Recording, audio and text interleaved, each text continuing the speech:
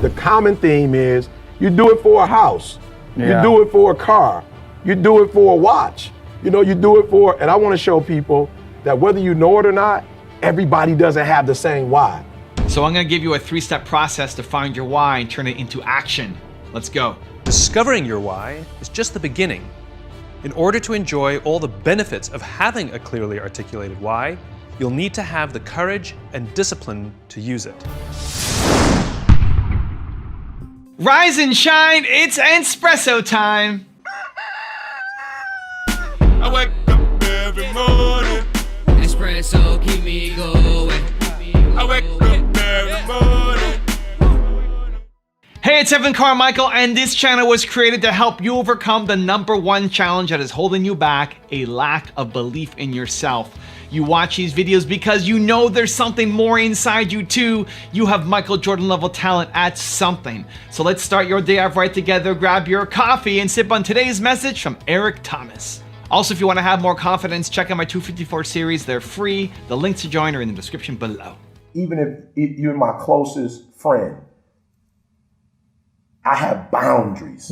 Freshman year in college, me and my boys start like this, Christian, organization. So I always hear people again, they say, E, what's your why? People hear me say that. So I did the Kevin Durant boy, the video blew up. And so now, people are asking everybody, what's your why? What's your why? Mm-hmm.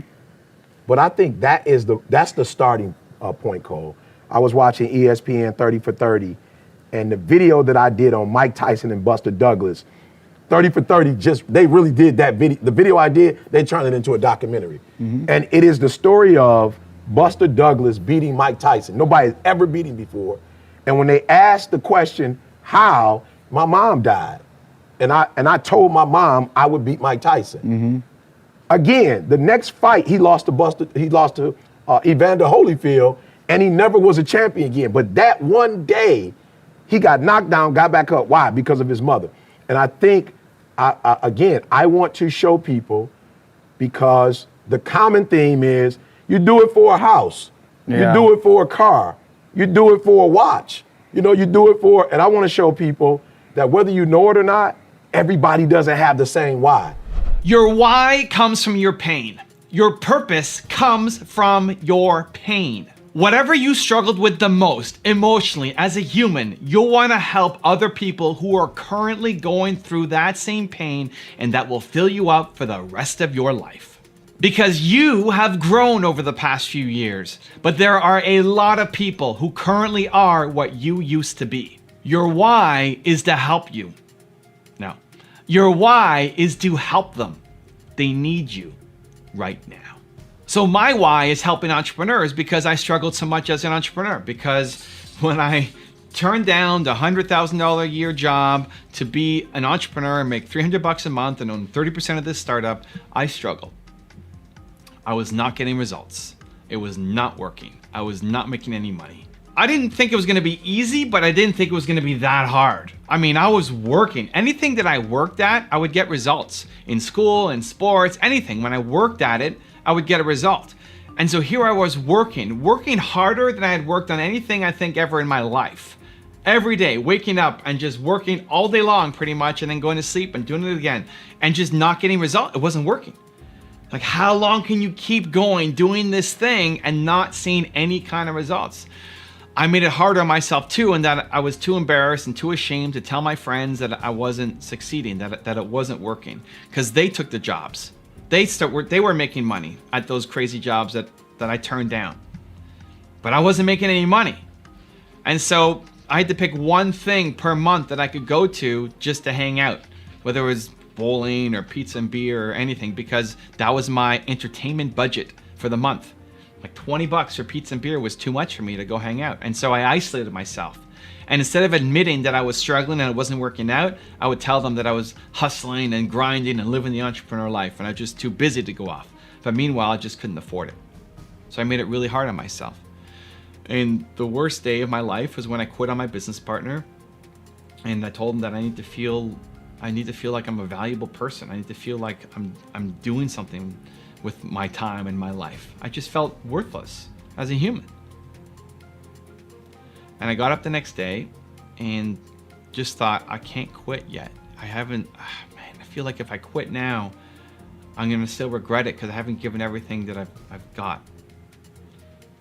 And that's when I started to model success. I asked myself, who has done this before? And I looked at Bill Gates and how he started Microsoft. And then we started having some success in our company. But that struggle, that pain, that difficulty, that me wanting to keep going because I loved it, but hearing myself say that I quit on something that I loved, and just how worthless I felt as a human being, that's why I help entrepreneurs.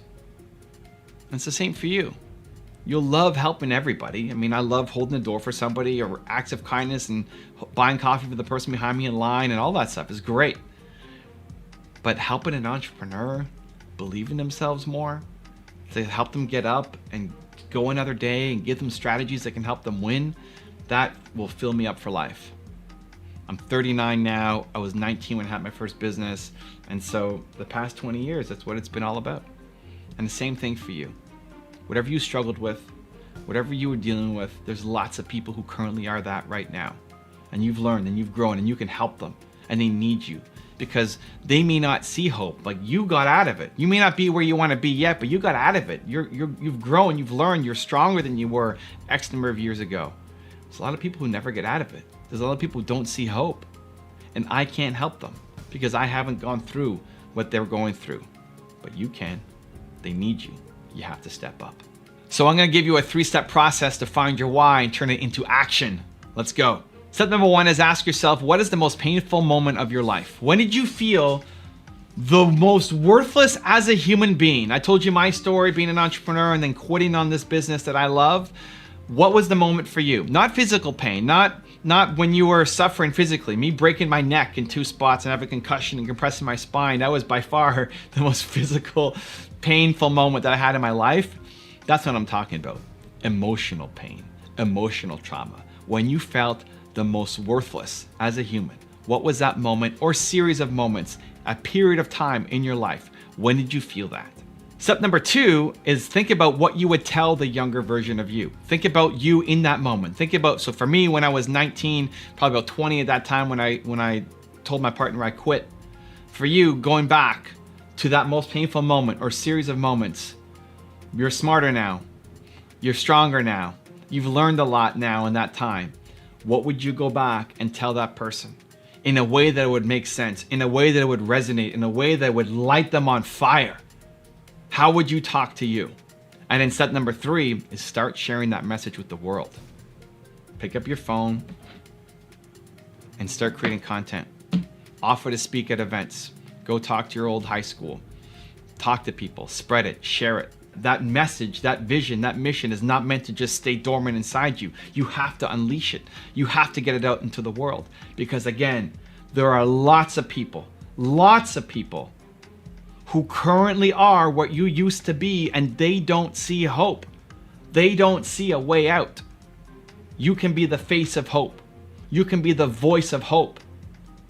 But only if you start getting your message out there to the world. I can't wait to see it. Now I have a really special bonus clip that I think you're gonna enjoy. But before that, question of the day, I wanna know, what would you tell your younger self? Let me know down in the comments below. And if you like this video and promise to take action after watching it, we don't just watch videos, we do something about it here, Believe Nation. Give me a hashtag Believe in the comments, and then fulfill your commitment to yourself and get to work. Discovering your why is just the beginning. In order to enjoy all the benefits of having a clearly articulated why, you'll need to have the courage and discipline to use it. Like Thomas Edison said, vision without execution is hallucination. There is an ideal order for implementing your why, though sometimes reality does get in the way, and it all starts with you. Our natural tendency is to start with the tangible. We define our value by what we do, so it takes practice to start with why. Like riding a bicycle, at first we're unsure, unsteady. We're in our heads thinking about all the things we need to do, pedal fast, keep enough speed so we don't fall over. We have to really concentrate. We may even fall over, even scrape our knees, but we get back on the bike and try again, and eventually it becomes natural. Starting with why is no different. At first, it feels awkward. It may not even work, but with practice, it will become so natural that you won't even be able to imagine a time when you couldn't do it. just like riding a bicycle. In time, your why will act as a filter for many of the decisions and choices you make. It becomes a tool to help you find a job or seize an opportunity in which you're more likely to succeed.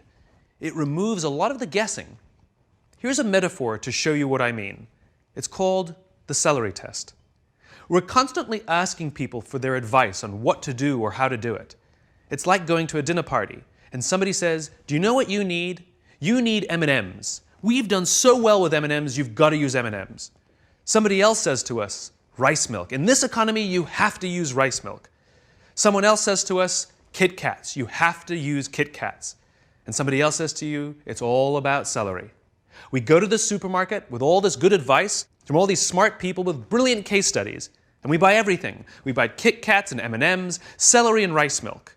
There's a lot of time we spend at the supermarket and a lot of money we spend at the supermarket. And when we get to the checkout lane, we're standing there with all these products in our hands and no one can see what we believe because we bought everything. But let's imagine we know our why. Let's imagine our why is to always be healthy and only do things that protect the health of our bodies. Now which products do we buy? Given all the same advice from all the same smart people, this time we only buy celery and we only buy rice milk. They're the only two that make sense. We spend less time and less money at the supermarket. And when we're standing there in line with only celery and only rice milk, now people can see what we believe. Somebody walking past can say, "Hey, I can see that you're healthy, so am I."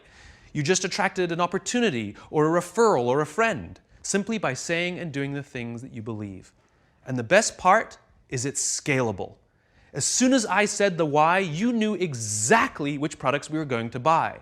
This means the more you can articulate your why, the more others will know what you stand for and will be able to help you make the right decisions. From now on, you will work to ensure everything you do is a good fit. If you do too many things that aren't a good fit, you will feel uncomfortable and people will feel that you're being inauthentic.